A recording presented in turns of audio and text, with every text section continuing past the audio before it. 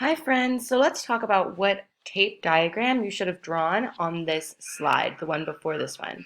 So our question was, Maria had 11 crayons in her Crayola box this morning.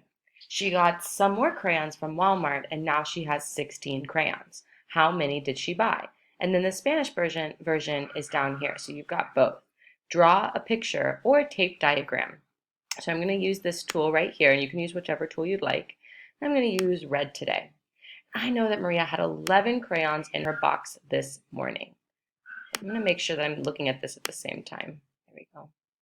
So I'm going to make a long rectangle to show that. And I know that if I ever need to remember, I can just click that little button right there and it'll show me my question again. So she has 11 in her box this morning, and then she got some more. So if there's 11, I'm going to go ahead and draw 11 crayons. 1, 2, 3, 4, 5, 6, 7, 8, 9, 10, 11. And then I'm going to draw a line because I know that that was this morning and I'm not sure what was this afternoon.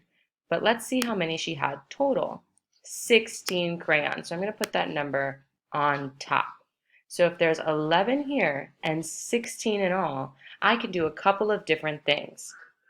First, I can count on. So I put 11 in my head, 11, and keep on counting. 12, 13, 14, 15, 16.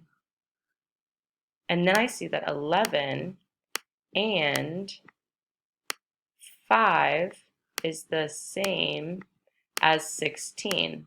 The other thing you could have done is taken your whole 16 and taken away what she had in the morning, which was 11.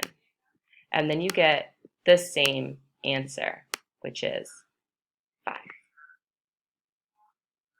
Enjoy!